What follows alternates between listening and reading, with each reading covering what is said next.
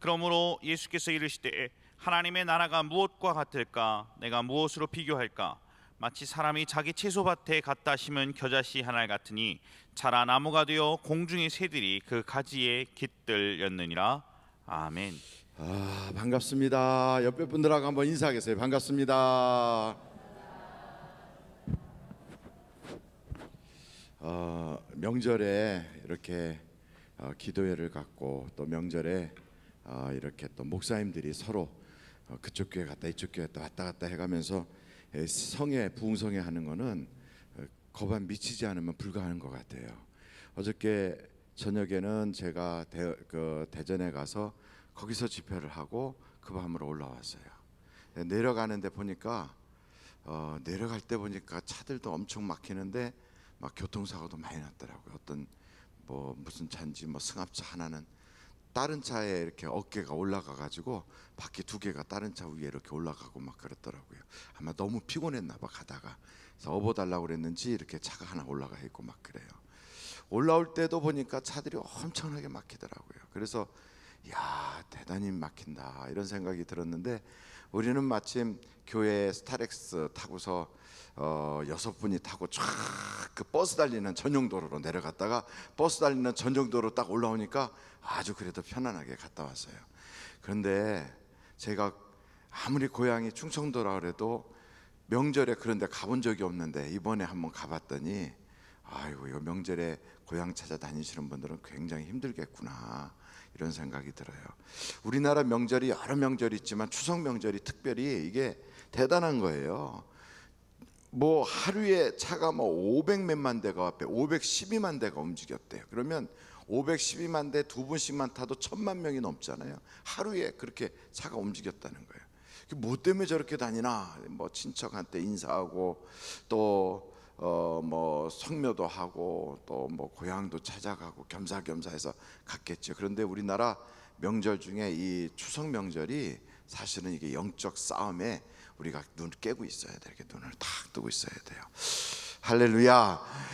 왜 영적으로 이 추석이라고 하는 날이 그렇게 깨어 있어야 되는가 하면, 추석이 사실은 추수한 다음에 하는 게 추석이에요? 아니면 대보름날 하는 거예요?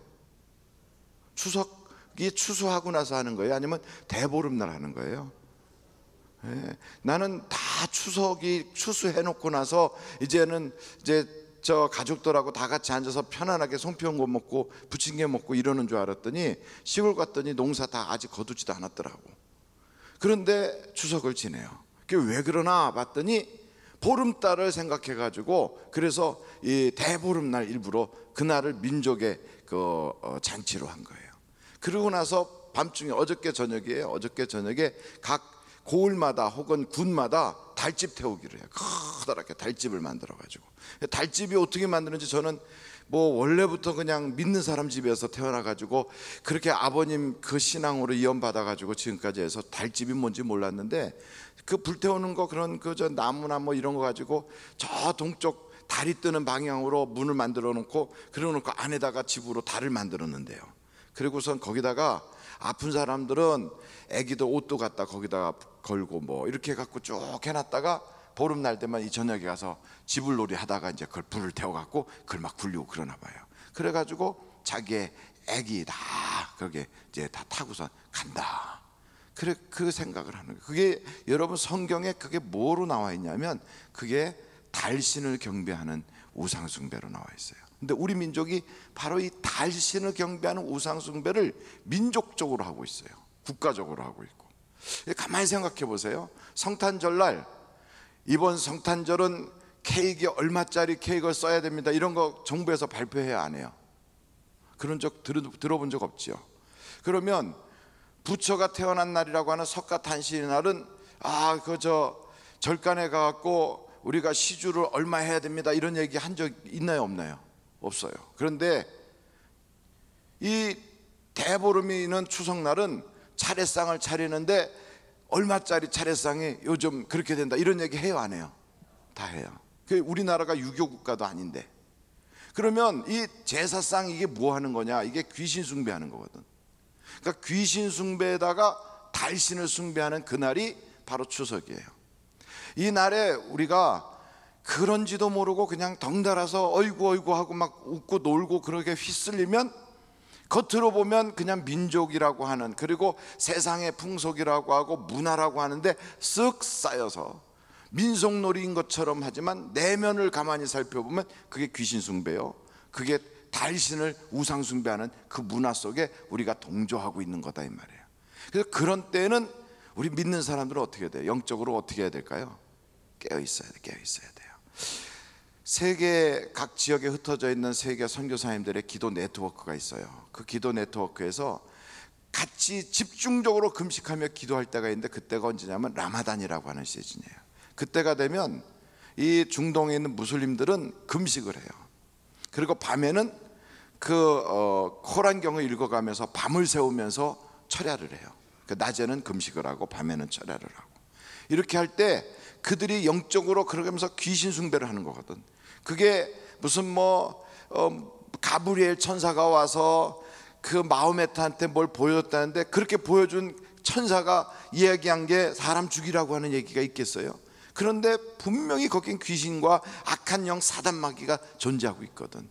그래서 그 영적 싸움을 싸울 때 그냥 있어서는 안 되겠다. 저들이 계속 그렇게 악하게 움직일 때는 우리가 더욱더 영적으로 깨어있자. 그래서 금식하며 모든 전 세계에 있는 선교사들이 기도 네트워크를 통하여 기도한다고요.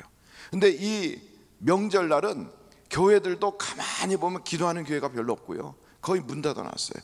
왜냐하면 다 놀러 가니까, 그리고 다들 명절 새러 가니까 교회들이 깨어있을 수가 없어. 다 바쁘니까.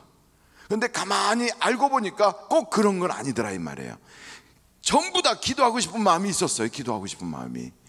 그리고 이때 교회 가서 하나님의 은혜 받고 싶은 마음이 있었다고요. 근데 이런 기회에 하나님께서 우리 교회에 나라를 위한 특별 구국 기도회를 열게 해주시니 얼마나 감사해요. 그러니 여러분, 이게 지금 영적 싸움에 우리가 최전방에 딱 서 있는 거예요. 이럴 때 여러분 더욱더 영적으로 깨어있기를 간절히 바라요. 우리 교회가 특별교회가 된 거예요. 특별교회가.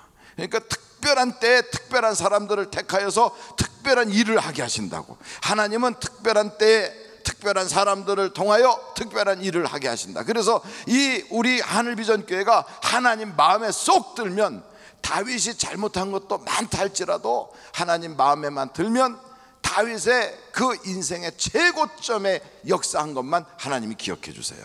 그러니까 참 놀랍지요. 사울과 다윗이 서로 영적 경쟁을 막 해가는데 사울은 잘할 때도 있었어요. 그리고 사울도 나름대로는 그 나라를 개국하느라고 정말 수고도 많이 했어요. 인재도 등용하고 없던 이스라엘이라고 하는 나라를 만들고 막 그렇게 고생을 했고 애를 많이 썼지만, 또 초창기에는 겸손하기도 하고 그랬지만 하나님이 사울을 딱 볼 때는 잘한 것보다는 못한 쪽을 딱 보고 하나님이 사울을 책망하신다고요. 근데 다윗을 보면 잘못한 것도 많아요.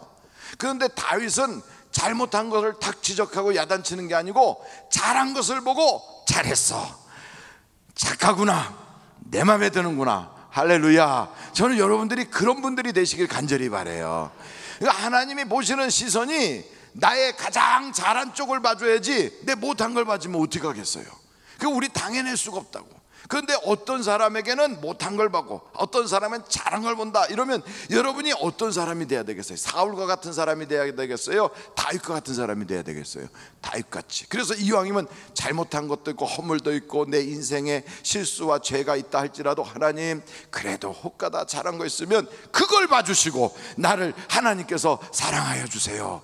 그렇게 봐주길 원하는 사람은 어떤 사람이냐? 하나님 마음에 쏙 드는 사람이에요. 어떤 때 들을까? 어떤 때? 다윗이 다를 때가 아니요, 모든 사람들이 다 숨어가지고 아이고 나는 나가면 안 되지, 나 이럴 때 나섰단 큰일 나지 하고 전부 다 뒤로 숨어버렸을 때 다윗은 골리앗이 나와서 하나님을 모독하는 그 소리를 참을 수가 없어가지고 생명 걸고 나갔다고요, 다윗이. 그러니까 너는 창과 검을 의지하고 나왔지만 나는 누구예요? 만군의 여호와 이름을 의지하고 간다. 이거 그 다윗의 그 모습을 보고 하나님이 너는 내 마음에 합한 자다, 여러분, 많은 사람들이 나는 바빠 못 가, 나는 야이고 야 뭐 그런 걸 하냐, 뭐 교회가 이상하다 이런 소리 막 하고 전부 다 힘들어할 때 우리는 이때가 기도할 때다, 이때가 하나님의 은혜 받을 때다, 이때가 나라를 위해서 우리가 한번 부르짖을 때다 이러고 탁 나가면 우리가 다윗이 되는 거예요. 다윗이 뭐 달래 다윗이에요? 다윗이 뭐 인물이 뭐 잘생겼나? 다윗이 뭐 키가 큰가? 다윗이 남보다 많이 배웠나? 다윗이 집안이 떵떵거리는 집안인가? 전혀 그렇지 않아요. 다윗은 집에서도 별로 뭐 보잘것없고 뭐 그 기름 부으려고 그랬던 엘리압이라고 하는 큰형만 얼굴이 준수하지, 다윗은 그렇게 뭐 막 뛰어와서 얼굴이 불구스름한 것밖에 없었지 그렇게 탁월한 것도 없었어요. 그러나 그의 생각과 그의 마음속에 하는 그 모든 행위가 하나님 보시기에 좋았더라 이 말이에요. 얼마나 피곤해요. 어저께 또 뭐 그냥 부침개 부치고 또 뭐 어저께 뭐 하고 막 이러다가도 나는 기도하러 가야 돼. 발탁 일할 때 하나님이 야 너가 다윗이구나. 한번 옆에 사람들한테 다윗이네요 하고 한번 인사하겠어요. 시작. 다윗이네요. 다윗이네요. 그러니까요, 이게 나라적으로 국가적으로 민족적으로 귀신 숭배하는 날이 바로 이 추석이에요. 가만히 보면 이게 나라 국가 이 민족적으로요 다윗신을 숭배하는 날이 이 날이에요. 이게 언제부터 왔느냐? 동해, 옥저, 마한, 진한, 변한이라고 하는 사만시대, 그때 우리나라에 다른 거 없어요. 그때 우리나라에 있던 그 사람들이 달 숭배를 했거든, 달을. 그리고 저 북쪽에 있었던 그 사람들은 태양을 숭배했거든. 그래갖고 태양 숭배하는 사람들하고 달 숭배하는 사람들이 딱 있었는데 그 달 숭배하는 그 사상이 우리 민족 속에 쏙 들어와가지고 이게요 그냥 우리나라의 역사가 신라시대로 바뀌고 고려시대로 바뀌고 조선시대로 바뀌고 계속 바뀌어도 이게요 형태만 바뀌지 계속하여 딱 버티고 있는 거예요. 이게 우리나라의 터줏대감 같이 돼가지고 이 귀신 숭배와 달 숭배하는 게 문화라고 하는 이름 속에 싹 들어가 앉아 있어요. 그래가지고 여러분 이 문화라고 하는 그 이름 속에 탁 버티고서 모든 사람들을 전부 다 굴복시키는 거예요. 전부 다 거기다가 다 귀신에게 절하라 그리고 다 우상 숭배하는 데 같이 가서, 그래서 사람들이 저 보름달 뜨는 데 갖고 아이고 뭐 달에게 이렇게 복 달라 그러고, 그리고 1월 1일만 딱 되면 태양 숭배하는 그 사상이 딱 나와가지고 태양이 뜨는데 정월 첫날 가서 태양 뜰 때 가서 해 뜨는 데 가서 이러고 있어요. 이 우리나라 민족 속에 이 두 가지 사상이 딱 있거든. 이 두 가지의 우상 숭배의 기둥이 팍 부서져야 우리 민족의 운명이 바뀌어요 이게. 그래서 여러분 하나님 앞에 우리가 집중적으로 기도해서 하나님 우리나라의 우상 숭배의 문화가 확 달라져서 하나님만 섬기게 하여 주세요.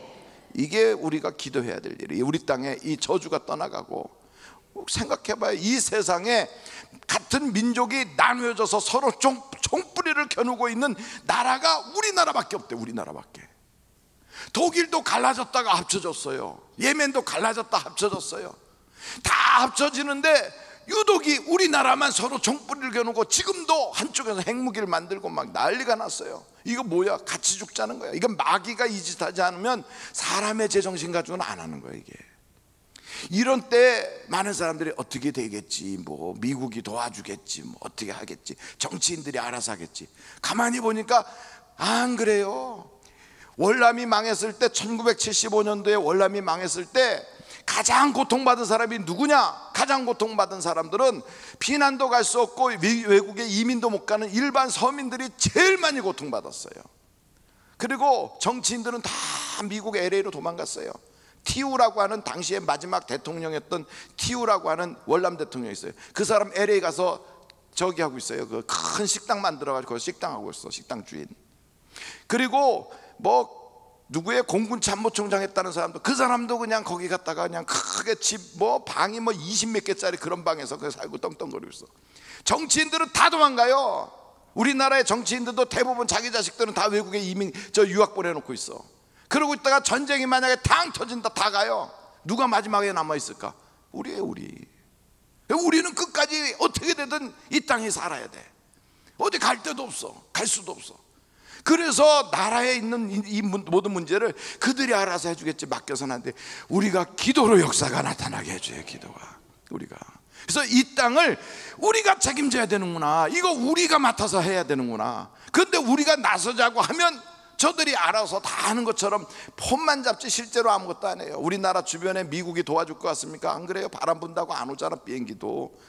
그러잖아요.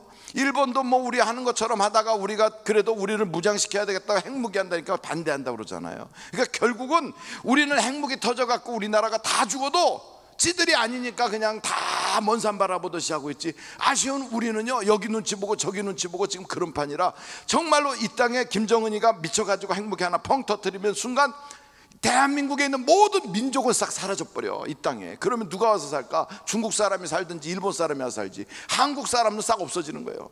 이런 기가 막힌 때에 우리가 편안하다 이렇게 잠자고 있을 때가 아니다 말이죠. 지금은 기도할 때예요. 할렐루야. 그러니까 우리 교회가 기도한다고 선포했더니 하나님이 그래, 하나님 너무 세게 그래 하는 바람에 경주에서부터 흔들렸잖아. 땅이 우르르르. 잘 못 들었을까? 한 번 더 그래 그랬더니 더 세게 한 번 흔들어 주셨잖아요. 우리나라에 이런 센 지진이 있지도 않았대요. 저는 8.0 지진을 체험했어요, 샌프란시스코에서. 8.0이면 우리나라에서 5.8 지진의 몇백 배예요, 몇백 배. 그냥 있으면 땅이 이렇게 막 파도 치듯이 이렇게 와요. 파도 치듯이 이렇게 그냥 있는데 이렇게 파도 치듯이. 그리고 하늘에서부터 그냥 그 높은 빌딩들에 있는 유리가 전부 다 깨져가지고 비 오듯이 유리가 쏟아지는데, 길거리 지나가는 사람들에게 유리덩어리가 만나가지고 여기 전체가 막 피투성이가 돼갖고 길을 막 도망다니는 거예요. 무시무시해요. 그런 지진이 우리나라에 오지 않고 살짝 그래 이 정도만 해주신 게 다행이잖아요. 하나님, 백두산도 터진 적이 있어요. 한라산도 터진 적이 있어요. 저 울릉도도 터진 적이 있어요. 그게 터진 증거가 있어요. 가서 보면 여기에도 분화구가 있구나, 여기에도 분화구가 있구나. 실제로 그게 다 터졌던 화산들이에요. 그런데 하나님이 그걸 그냥 두니까 우리가 이렇게 살지. 그냥 저 김정은이가 핵폭탄 준비한다고 거기다 퐁퐁 터뜨리다가 그게 진짜 마그마가 빵 하고 터지는 그날 어떻게 되겠어요? 난리도 아니지. 그래서 기도할 때다. 한번 옆에 사람한테 다 같이 기도할 때입니다. 그러니까 이렇게 기도하는 사람들이 계시기 때문에 하나님이 그래도 우리나라를 지켜주시는 거예요. 기도하는 사람이. 그래서 우리는 있죠, 절대로 우리는 졸 수도 없고, 우리는요 나태하게 이 기도의 시간을 피할 수도 없고, 우리는 뭐 다른 데 갈 수도 없어. 그러니까 하나님이 원하는 자리 탁 가서 거기 앉아서 기도할 수 있기를 간절히 바랍니다. 그런데 우리가 기도도 안 하고 지금 여기까지 시작했어요. 잠깐 기도할게요. 하나님 아버지 감사합니다. 이렇게 사랑하는 귀한 성도들이 새벽을 깨우며 달려와서, 명절이라고 세상 사람들은 풍속을 쫓아서 살고 있지만 우리는 풍속 따라가지 않고 하나님의 말씀 따라 삽니다. 오늘도 주님 하늘의 문을 활짝 열어주시고 우리의 영과 육이 복을 받게 하여 주시고, 이 나라가 잘 되게 하여 주시고, 이 나라의 모든 우상 숭배와 귀신들이 다 떠나가게 하여 주시고, 부조리와 부정부패와 불신앙들이 다 떠나가게 하여 주시고, 이 땅에 하나님의 은혜만 가득하게 하여 주시옵소서. 예수님의 이름으로 기도하옵나이다. 아멘. 자, 오늘 말씀이 누가복음 13장 18절로 19절 말씀, 한번 우리 같이, 말씀이 짧으니까 읽어보겠어요. 18절로 19절이에요 누가복음 13장 18절로 19절 시작. 그러므로 예수께서 이르시되 하나님의 나라가 무엇과 같을까? 내가 무엇으로 비교할까? 마치 사람이 자기 채소밭에 갖다 심은 겨자씨 하나를 같으니 나무가 되어 공중의 새들이 그 가지에 깃들었느니라. 아멘. 겨자 나무를 보셨나요? 그러니까 성지순례 가시는 분들이 겨자 나무를 보고 싶어 하거든요. 거기가 이제 새도 깃드니까, 조그만 씨가 이렇게 하면 새가 깃든다니까 겨자 나무를 보고 싶어 하는데, 크게 자란 것도 있다고 그래요. 한 뭐 3m 되는 것도 있다고 그래요. 근데 대부분은 보시면 다 실망해요. 겨자나무가 얼마나냐면 고추나무 아세요? 고추나무. 예, 고추나무보다 더 비리비리해요. 그러니까 얼마나 조그만지 알겠죠? 그렇게 조그매요. 그런데 겨자 씨에 비하면 겨자나무는 몇천 배로 뻥튀기 한 것만큼 큰 거예요. 근데 왜 하필이면 그러면 백향목나무나 이런 거 예를 들지 왜 겨자나무를 예를 들었을까? 믿음이 겨자씨만한 믿음만 있어도 산을 옮긴다고 하는데, 겨자가 이게 뭐예요? 겨자하고 와사비하고 오해하는 사람들이 있어요. 와사비와 겨자는 전혀 달라요. 와사비는 그게 파랗게 생긴 배추뿌리 같이 생긴 거기에서 이게 와사비가 나오는 거고요. 겨자는 유채꽃 같이 이렇게 노랗게 생긴 데서 그 씨를 말려갖고 갈아가지고 나오는 머스타드라고 하는 게 그게 겨자예요. 그러니까 겨자하고 이게 완전히 다르단 말이죠. 근데 이 겨자씨 요 말씀을 통하여 오늘 성경에 뭐라고 그러냐면 하나님의 나라가 무엇과 같을까? 그러니까 겨자씨 같더라 이 말. 겨자씨. 이 겨자씨의 특징이 뭐냐? 이 겨자씨는 작아요. 그런데 이게 자라나. 나중에는 거기에 새들이 깃들고, 그리고 고만한 믿음만 있어도 산을 옮긴단 말이죠. 저는 우리 하늘비전교회 성도들이 이번에 하여간 이렇게 움직이니 모든 게 겨자씨만한 믿음이 있어서 움직인 줄로 믿습니다.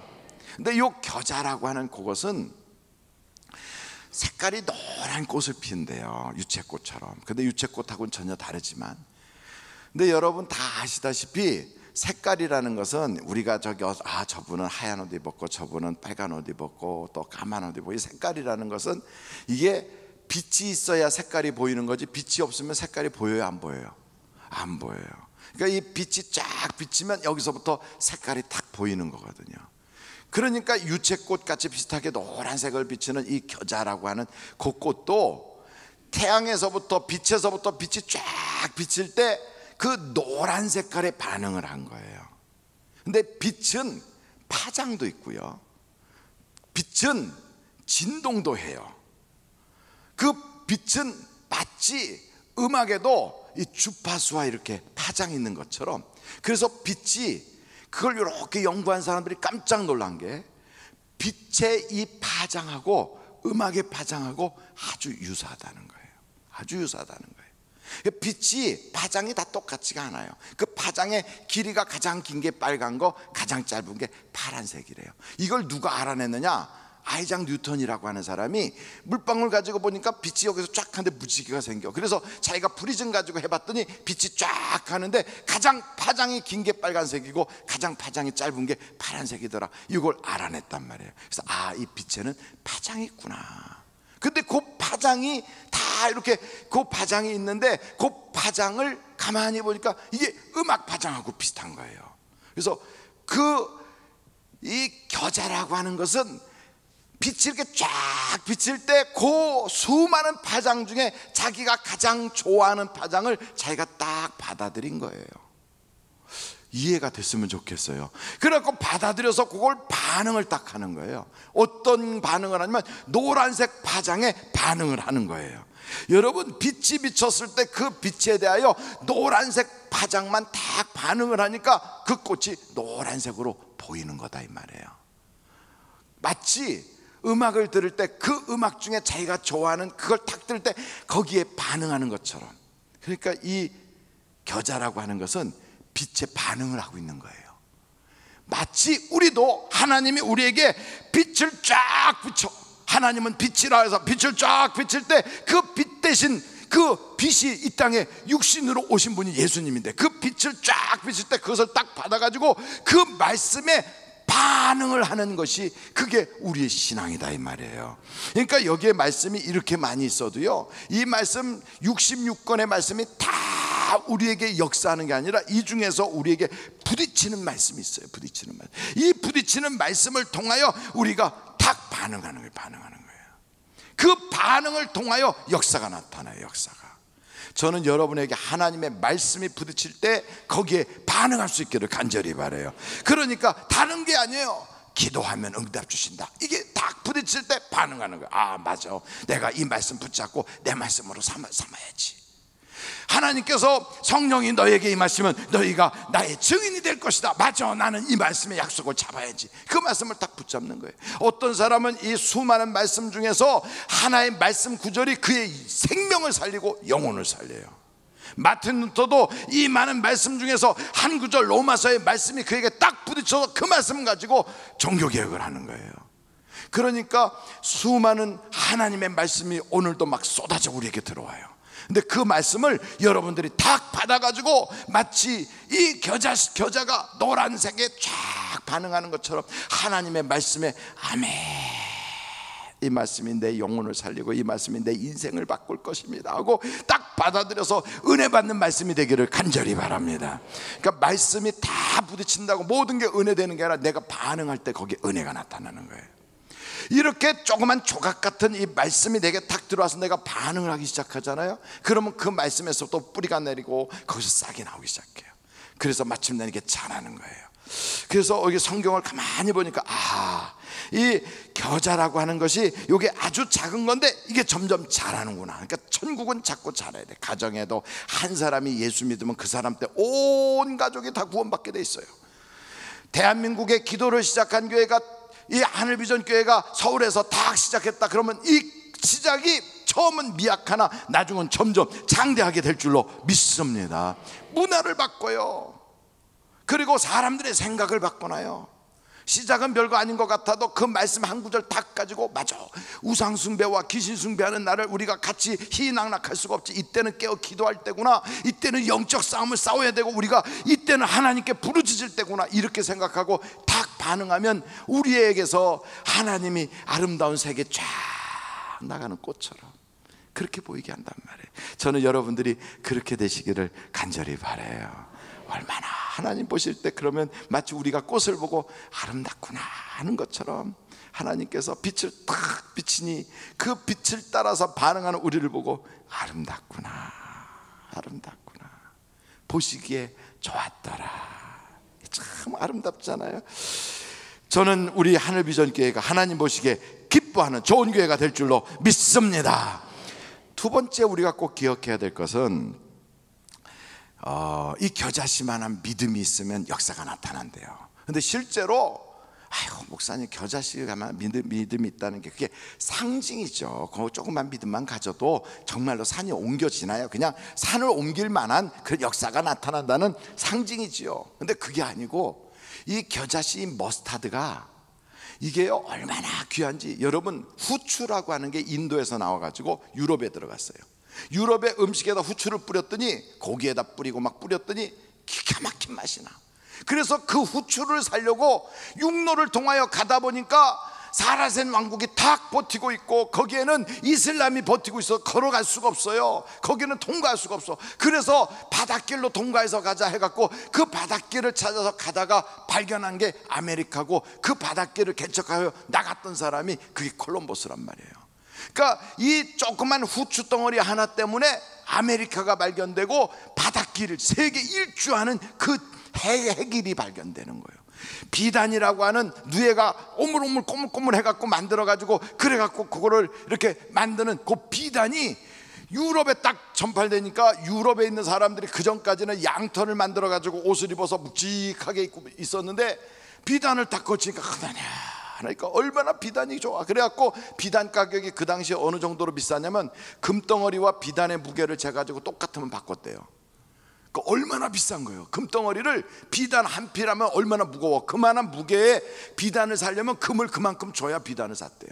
그러니까 그 비단을 가지고 싶어갖고 그 비단을 가지려고 길을 만들다 보니까 실크로드가 생긴 거예요.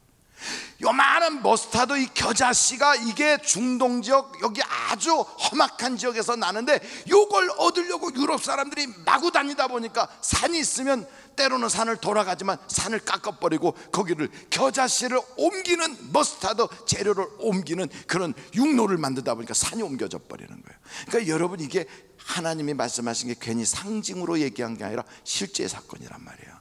우리에게도 요만한 겨자씨만한 믿음만 있어도요 하나님이 내 가정에 산을 옮길 줄로 믿습니다. 그러니까 이거를 여러분들이 믿음을 가져야 돼요. 그냥 믿음이 우리는 만들어 보려고 애를 쓰는데 하나님 난 믿음이 안 생겨요. 나는 왜 안 믿어지지요? 나는 목사님이 저렇게 얘기해도 그냥 한쪽 귀로 왔다 한쪽 귀로 자꾸 지나가 이런 얘기를 하는데 믿음은 두 가지가 있어요. 믿음이 먼저 하나님이 우리에게 선물로 주신 믿음이 있어요. 그게 누구든지 다 그런 믿음을 가지고 이 땅에 태어났어요. 나는 죽지 않고 살 것이다 라는 믿음이 있어요. 그래서 전쟁터에 군인들이 딱 나가도요 총을 들고 나가도 막 죽었다는 소문 들고 막 해도 죽을까봐 무섭긴 해도 그래도 나는 안 죽을 거야 하니까 전쟁터에 나가는 거예요. 이게 살 거라는 믿음. 버스를 딱 타도 이 버스의 앞에다 창신동 써 있으면 창신동 갈 거라는 믿음이 있어요. 그리고 또 그 미용실이나 이런 데 가서 머리를 깎아주세요, 저렇게 깎아주세요 하면 그렇게 깎아질 거라는 믿음이 우리 속에 있어요. 내가 태어날 때 어머님의 얼굴을 본 적이 없어요. 태어날 때 어머님 얼굴을 못 봤어요. 근데 나중에 어머님이다 그러면 이분이 나를 낳으셨다는 믿음이 있어요. 그게 하나님이 우리에게 주신 믿음이에요. 그런 믿음을 딱 주셔서 하나님께서 말씀을 통하여 우리에게 알게 하시면 그 창조적 믿음을 가지고 맞아 하고 요만한 겨자씨만한 그 말씀 하나를 붙잡고 기도하기 시작하면 거기다가 믿음을 하나 덤으로 더 주신다 이 말이에요. 그래서 성경에 뭐라고 그러느냐, 믿음에서 믿음으로. 그러니까 처음에 믿음은 그냥 하나님이 선물로 우리에게 주신 믿음이에요. 그건 누구나 다 가지고 있어요. 세상 사람도 다 가지고 있어요. 그 믿음이 없어지면 그때부터 사이코가 되는 거예요. 그게 없으면 그런 미친 자가 되는 거예요. 근데 이 믿음을 주셨거든. 근데 이 믿음을 가지고 있는 걸 가지고 아 맞아 하고 하나님 말씀을 가지고서 빛에 반응하는 꽃처럼 내가 기도해야지, 내가 이 말씀대로 순종해 봐야지 하고 자그마한 동작을 움직이기 시작하면 그때부터 하나님이 선물로 더 큰 믿음을 주신다 이 말이에요. 그러니까 믿음이 있어야 믿음을 만들고, 그게 점점 커지면 점점점 더 큰 믿음으로 역사가 나타나는 거예요. 그러니까 사람도 똑같아요. 하나님의 음성을 듣는 사람들을 가만히 보면요, 하나님께서 처음부터 막 가슴이 울리고 귀가 떨어져 나갈 것처럼 큰 소리로 말씀하지 않아요. 세미한 소리로 아주 조그맣게, 새벽인데 기도 가야지, 이번에 나라를 위한 특별 기도에 참석해야지 하고 이렇게 말씀을 주세요. 그러면 우리 속에 갈등이 생겨. 에이구, 꼭 가야 되나 이런 생각이 들어요. 이럴 때 그래도 내가 교회 집사인데 가야지 이 생각이 딱 들어요. 그럼 여러분 가야 되나 하는 생각이 들어온 거하고 또 가야지 하는 생각이 딱 있으면 그 생각이 다 이게 내 생각이 아니에요. 어떤 생각은 마귀가 준 생각, 어떤 생각은 성령이 역사하는 생각, 어떤 생각은 세상 생각, 이런 생각들이 타고 와요. 그러면 우리가 생각을 맛을 보듯이 다 분별할 수가 있어요. 이걸 무슨 분별이나 영분별이에요. 한번 제가 여쭤볼게요. 하나님께서 우리에게 은혜 주셨다, 감사하자 하는 생각이 딱 왔어요. 그런데 옆에서 뭘 이 정도는 누구나 다 하는 거지 하는 생각이 왔어요. 그러면 감사하자 이거는 성령이 주신 생각이에요, 아니면 마귀가 준 생각이에요? 아유 너무 잘하시네. 그럼 뭘 이런 거 가지고 꼭 그래야 되는가 티내지 말고 그냥 지나가자 하는 생각은 성령이 준 생각이에요, 마귀가 준 생각이에요? 어쩜 그렇게 영분별의 은사를 다 가지고 있대. 그럼 그걸 다 알면서 그거를 알고 하나님이 깨닫게 해주셨는데도 마귀가 준 생각적으로 내가 택해가면 그럼 선악과 따먹은 여자같이 되는 거예요. 선악과 따먹은 여자같이. 근데 성령이 준 생각을 딱 붙잡으면 하나님께서 딱 보고 보시기에 좋았더라. 그 다음에는 조금 더 순종해. 그래서 순종이 자꾸 잘 돼갖고 한 번 더 순종을 자꾸 하죠. 그러면 나중에 하나님께서 이제는 생생하게 우리에게 분명하게 말씀하세요. 분명하게. 그러니까 사람하고 비슷해요. 낯선 사람 만나면 저기요 하고 조그맣게 얘기했는데 내 말을 잘 들어줘요. 그리고 자꾸 하면 정이 쌓여. 그러다 보면 나중에는 별소리까지 다 하고 둘이 앉아서 킥킥킥 웃고 하루 종일 같이 다닐 수가 있게 돼요. 이게 하나님하고 사람하고 비슷한 부분이 바로 그래요. 그래서 하나님은 우리를 인격적으로 만나신다 그래요. 그러니까 여러분 인격적인 게 다른 게 아니에요. 하나님이 말씀하실 때 우리가 그것을 반응할 수 있어요. 반응. 어떻게 이게 하나님의 말씀이구나 깨닫는 순간 아멘. 이거는 성령이 주신 생각이 아니고 이건 사탄이야. 그러면 즉각적으로 버려야 되는 거예요. 버려야 되는 거예요. 에베소서 2장 한번 찾아보세요. 에베소서 2장.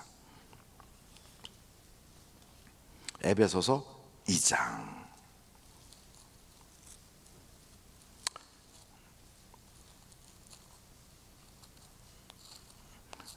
아이고.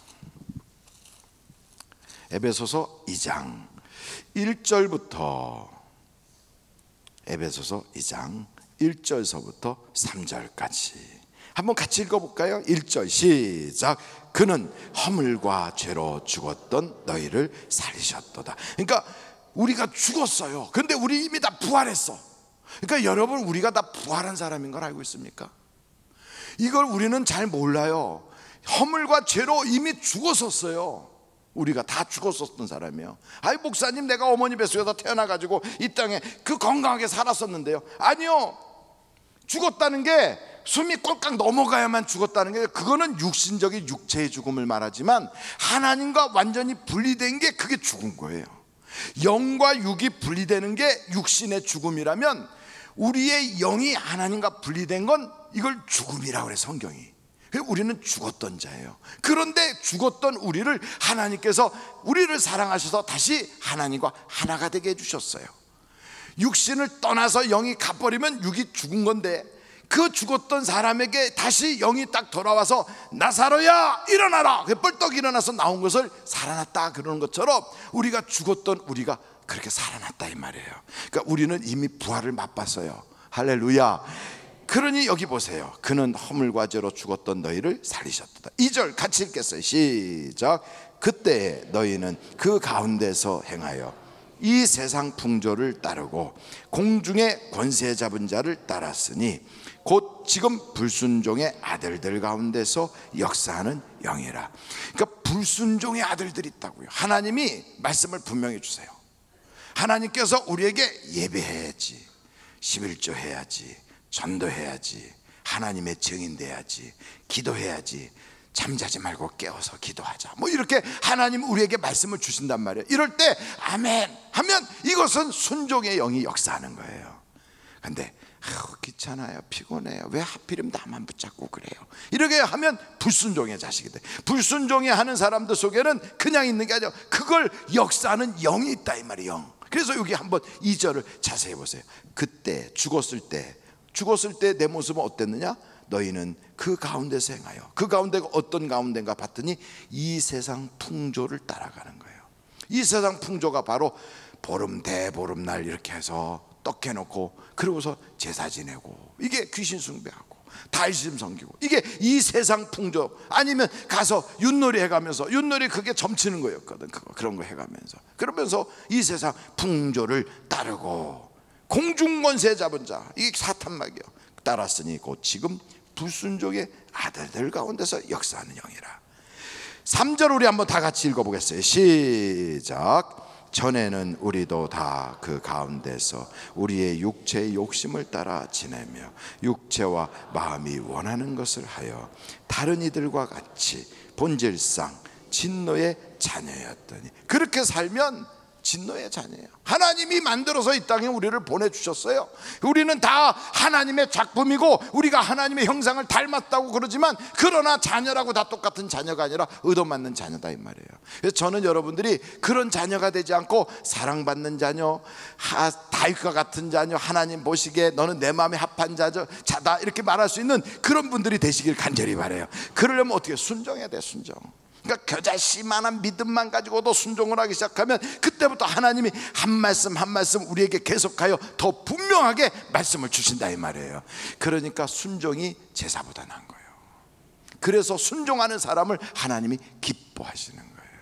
그러니까 저는 우리 하늘비전교회 성도들이 기도할 때입니다 그러면 그냥 기도하는 거예요. 많은 것으로 하나님께 뭘 영광을 못 돌려도 전도합시다 그러면 한 명이라도 하려고 애를 쓰는 거예요. 그리고 예배 드릴 때입니다 그러면 모든 걸 그냥 다 내려놓고 예배 반드시 드리는 거예요. 그러니까 그 한 가지만이라도 충실하게 하다 보면 하나님의 음성이 우리에게 분명히 들리기 시작해요. 그때부터는 하나님이요, 밤새도록 같이 앉아서도 하나님이 주거니 받거니 주거니 받거니, 우리 주님이 내 손 딱 붙잡고 내 인생의 길을 이끌어 간단 말이지. 저는 여러분들이 그렇게 될 수 있기를 간절히 바라요. 그러면 우리의 마음속에 있는 거 소원만요, 그냥 주님한테 생각만 가지고도 이야기해도요, 우리 주님이 그냥 다 들어주시는 거예요. 다 들어주시는 거예요. 그러지 않으면 머리에다 띠를 두르고 데모를 해도 하나님이 안 들어주세요. 밥을 굶고 금식을 한다고 하나님이 무서워하지 않아요. 근데 하나님 마음에만 들면 하나님이 쉽게 역사해 주세요. 그러니까 기도에 응답받는 사람들 보면, 응답받은 사람은 또 받고 또 받고 또 받고 막 그냥 응답받는 게 막 쫙 꼬리를 무는데, 어떤 사람은 평생 교회를 다녀도 응답받은 경험이 전혀 없는 사람도 있어요. 왜 그러느냐? 하나님이 안 주고 싶은 거예요. 그 사람은. 왜요? 말을 안 들으니까. 부모가 자식한테 주고 싶은 자녀가 있어요. 그럼 자꾸 하나라도 더 갖다 주고 싶은데 주고 싶지 않은 자녀는 달라고 그래도 분명히 맞냐, 거기 쓸 거 맞냐 다 확인해 보고도 그래도 찜찜한 거예요. 그만큼 하나님이 사랑을 하는 사람에게는 막 주고 더 주지만 그러지 않은 사람은 줄 것도 안 준단 말이죠. 저는 우리 하늘비전교회는 받고 또 받고 또 받고 넘치도록 받으시기를 간절히 바라요. 그러니까 오늘 얼마나 복받는 날이 이 날이. 마지막으로 여기에 겨자씨만한 그 믿음 때문에 믿음장인 히브리서를 딱 한번 먼저 찾아보겠습니다. 히브리서 11장 1절. 그게 믿음이 뭐냐? 한번 1절이에요. 같이 한번 읽어보시겠습니다. 히브리서 11장 1절에 시작. 믿음은 바라는 것들의 실상이요 보이지 않는 것들의 증거니. 믿음이 뭐냐? 바라는 것들이 나타나는 것, 바라는 것들의 마지막 그 결론이 그게 실제상이 그게 믿음이란 말이죠. 그러니까 여러분 믿음이 있어야 역사가 나타난다 이 말이에요. 저는 우리 하늘비전교회를 이렇게 보면서 원로 대사자 목사님이 서울에 와서 교회를 개척해야지 하는 믿음을 하나님이 그 주셨어요. 그래서 바란 거예요. 하나님 교회가 세워지게 해주세요. 그 조그만 겨자씨만한 그 마음을 하나님께서 받으셔서 거기에 함께 동역하는 수많은 사람들이 막 같이 동역할 수 있도록 붙여주신 거예요. 그래가지고 벽돌 하나하나 쌓아 올라가면서 여기에는 수많은 간증들과 은혜 받은 그 하나님께 올리는 감사가 쫙 쌓여서 오늘 이런 성전이 이루어진 거예요. 그러니까 이 성전 안에 우리가 들어와서 혜택을 누리잖아요. 그 조그만 꿈이 이렇게 성전을 만들어 갖고 여기에서 우리가 기도하면서 은혜를 받고 여기서 기도하면서 문제도 해결되고 여기서 기도하면서 하나님의 말씀을 듣고 역사가 나타날 수 있도록 문제를 발로 밟고 갈 수 있는 믿음의 장부가 되게 하잖아요. 그것처럼 조그만 겨자씨 나무에도 새가 깃들어. 처음에는 씨인데 아무것도 올 것 같지 않은데 나중에는 새들이 거기 와서 노래를 부르고 새들이 거기서 혜택을 봐요. 얼마나 놀라워요. 우리도 마찬가지예요. 이렇게 이렇게 아름다운 성전이 보여갖고 그 속에서 우리가 노래를 부르는 새들과 같이 이렇게 은혜 받는 자들이 되는가 하면 그런 건 하나도 없어도 성경에 보면 삭개오라든지 바디메오라든지 이런 사람들은 성전 진 건 없어요. 예배당 건축한 것도 없어. 그러나 이들이 만난 하나님, 이들이 체험한 그 간증을 통하여 우리가 영적으로 맞아, 나도 이들처럼 부르짖고 나도 이들처럼 예수님 만나야지 이런 마음을 다 갖게 해가지고 우리도 그들의 그 신앙의 그 가지에 딱 앉아갖고 같이 노래를 부르면서 은혜를 받게 하잖아요. 어찌됐든 이 놀라운 사건은 처음에는 보잘것없었지만 결과가 수많은 사람들에게 은혜를 끼치는 사람이 되는 거예요. 그래서 겨자씨라는 건 처음엔 내가 혼자서 품어요. 좀 지나면 그게 나타나 증거로 더 커지면 다른 사람들에게 유익을 주는 거예요. 그래서 저는 여러분들의 간증, 하나님을 만난 체험이 여러분과 여러분 주변 사람들에게까지 다 간증이 될 수 있기를 간절히 바라요. 가시떨기 나무 같은 그런 그 형편없는 나무에도 하나님이 불을 붙이니까 거기서 모세가 변화받잖아요. 그냥 있었으면 그게 사람 찌르는 가시예요. 성령의 불이 붙기 전에는 말만 하면 남에게 상처 주고 뭐만 했다 그러면 다른 사람들에게 그냥 속상하게 만들고 이런 인물이라 할지라도 성령의 불이 거기에 확 붙어서 멋있는 그런 그 열매가 있는 모습으로 바뀌기 시작하면요, 그걸 보고 사람이 달라지는 거예요. 마치 조그만 겨자씨 나무에 새가 깃드는 것처럼 하나님 날 보고 많은 사람이 은혜 받는 도구가 되게 해주시고 나 때문에 다른 사람들이 하나님을 체험하는 가지가 있는 나무가 되게 해주세요. 그게 큰 백향목 나무가 아니에요. 조그만 너무나도 보기에도 보잘것없는 작은 나무예요. 그런데도 하나님이 그걸 귀하게 여긴단 말이죠. 내가 비록 세계를 크게 변화시키는 건 아니고 내가 비록 남들처럼 뭐 대단한 일을 일으킨 건 아니라 할지라도 꿈꾸게 하시고 소원하게 하시고 그걸 놓고 믿음으로 바라보고 부르짖어 기도하다가 이것이 내 가정의 간증이 되고 이것이 나의 자그마한 은혜가 돼서 다른 사람에게도 유익을 주는 신앙의 보탬이 되는 사람 되게 해주세요. 이런 마음을 가지고 오늘도 여러분들이 주님 겨자씨만한 믿음을 허락하여 주세요. 주세요. 이렇게 기도할 수 있기를 간절히 바랍니다. 오늘 혹시나 헌금하길 원하시는데 아직 못하신 분들이 계시면 이 시간에 헌금할 수 있는 그런 시간을 드릴게요. 하나님께, 하나님 내게도 믿음을 주셔서 바라는 것들이 이루어지게 하시고 소원하는 것이 이루어지게 해주세요. 이렇게 딱 적어서 하나님께 봉헌하시고 우리가 같이 기도하도록 하겠습니다.